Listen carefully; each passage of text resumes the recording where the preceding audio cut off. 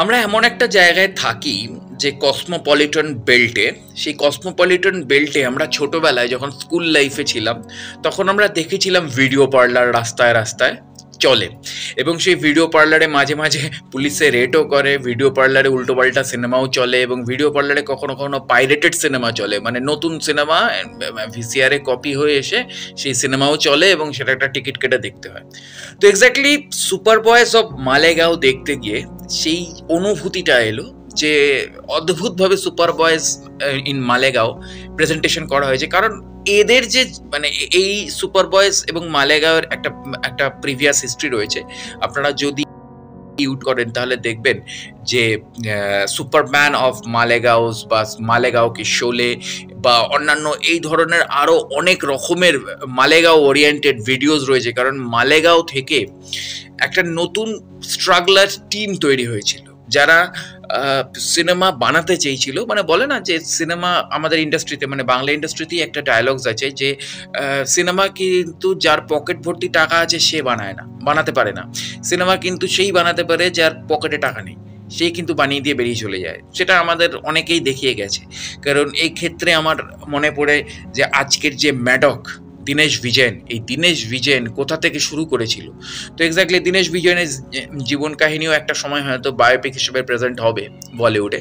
তো আজকে super boys in Malegaon দেখতে গিয়ে আমার এই অনুভূতিগুলো হলো যে একটা স্ট্রাগলার ডিরেক্টর, মানে যেহেতু আমি নিজেও একজন স্ট্রাগলিং ডিরেক্টর, তো এক্স্যাক্টলি সেই জায়গা থেকে দাঁড়িয়ে একটা স্ক্রিপ্ট নিয়ে কতজনের কাছে ছুটতে হয় এবং সেইখান থেকে দাঁড়িয়ে কত ধাক্কা খেতে হয়, কত ধাক্কা খেতে খেতে খেতে খেতে তবে গিয়ে একটা কিছু প্রেজেন্ট হয়। কিন্তু সেখানে দাঁড়িয়ে যখন আমরা শর্ট ফিল্ম করি তখন আমাদের কাছে বাজেট থাকে না। এক্স্যাক্টলি আমার নিজের প্রচুর শর্ট ফিল্মস আছে যেগুলো আমার এই চ্যানেলেই আছে, কিন্তু সেই শর্ট ফিল্মসগুলোর জন্য বাজেট ছিল না। সেই মানে অতি কষ্টে বানিয়েছে, হয়তো এডিট করারও পয়সা ছিল না, এডিটটাও কোনো মতে জোড়াতাপ্পি মিলে মিলে করা হয়েছে। কখনো কখনো কালার কারেকশন করতে পারিনি, কখনো কখনো ডাবিং করতে পারিনি, ঠিক আছে। তো এক্স্যাক্টলি কোনো মতে কিন্তু ছবিটা বানানোর একটা জেদ ছিল, যেটা আমার এই চ্যানেলেই রয়েছে।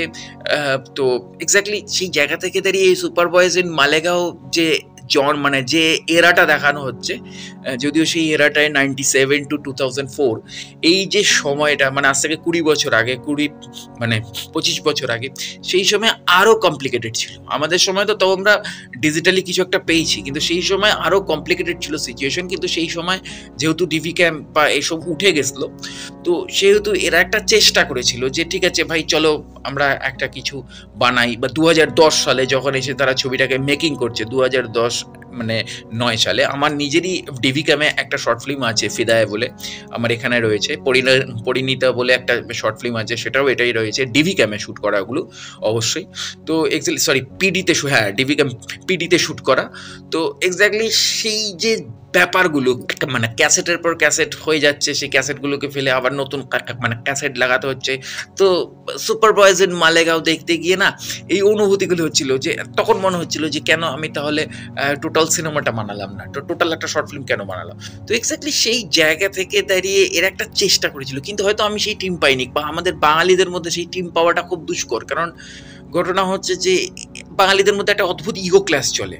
এই ইগো ক্লাসটা যতদিন থাকবে ততদিন বাঙালি এই ধরনের ছবি করতে পারবে না, কারণ এরা করে দেখিয়েছিল।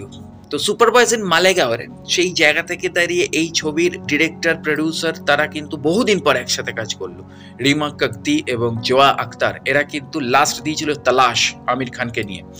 তো এক্স্যাক্টলি আমির খান, করিনা কাপুর, রানী মুখার্জি। তো সেই আমির খান, করিনা কাপুর, রানী মুখার্জির সেই ছবির যে ম্যাজিক, সেখান থেকে দাঁড়িয়ে সুপার বয়েজ ইন মালেগাঁও, এবং যেখানে বরুণ গ্রোভার এর স্ক্রিপ্ট মানে রাইটার।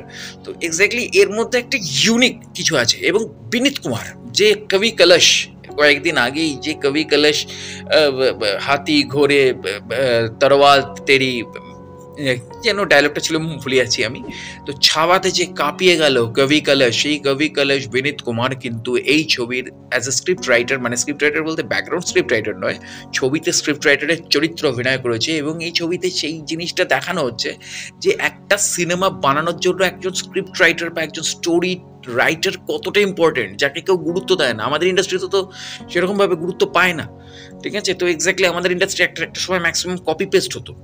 কিন্তু আজকে না তাও ইউনিক কিছু কনসেপ্ট নিয়ে আসছে, কিন্তু আমরা অনেকেই জানি না, আমরা ছবিটাকে নাম বলে দিই যে অমুকের ছবি, আজকে দেবের ছবি হয়ে গেল বা জিতের ছবি হয়ে গেল বা বুম্বাদার ছবি হয়ে গেল বা এর ছবি হয়ে গেল, কিন্তু ছবির পেছনে রাইটারটাকে, who is the story writer, who is the script writer, এটা আমরা কিন্তু জানতে চাই না। তো এক্স্যাক্টলি তারও যে কতটা ইম্পর্টেন্ট আছে এটা কিন্তু সুপার বয়েজ ইন মালেগাঁও দেখাচ্ছে। সুপার বয়েজ ইন মালেগাঁওতে প্রত্যেকটা অভিনেতা যেন এক একটা মানে কি বলবো, একটা বাস্তব চরিত্র করে গেল আমার চোখের সামনে। কারণ সত্যি কথা বলতে আমি এই ধরনের চরিত্রগুলোকে দেখেছি, আমার ইন্ডাস্ট্রিতে দেখেছি, এবং আজও এমন কিছু পাগল ছেলে মেয়ে আছে যারা কিন্তু ছবিটা করতে চায় এবং সেই লড়াইটা তারা করছে। তো এক্স্যাক্টলি সেই জায়গা থেকে দাঁড়িয়ে সুপার বয়েজ ইন মালেগাঁও যান, গিয়ে দেখুন, অন্তত যারা স্ট্রাগলার রয়েছেন এবং যারা ফিল্ম ইন্ডাস্ট্রিতে কাজ করতে চাইছেন এবং ফিল্ম ইন্ডাস্ট্রি ওরিয়েন্টেড চলতে চাইছেন বা ফিল্ম ইন্ডাস্ট্রিতে রয়েছেন, তাদেরও এই ছবিটা একবার দেখা উচিত। কারণ অসাধারণ ছবিটা বানিয়েছে। এবং ওই যে বললাম রিমা কাকতি, জোয়া আক্তার, এটা একটা অদ্ভুত জুটি, তারা এই ধরনের ছবি করে এসেছিল। তো এক্স্যাক্টলি একবার দেখুন। তো অবশ্যই জুড়ে থাকুন আমার চ্যানেল এবং পেজের সাথে। দেখা হচ্ছে পরের ভিডিওতে। নমস্কার।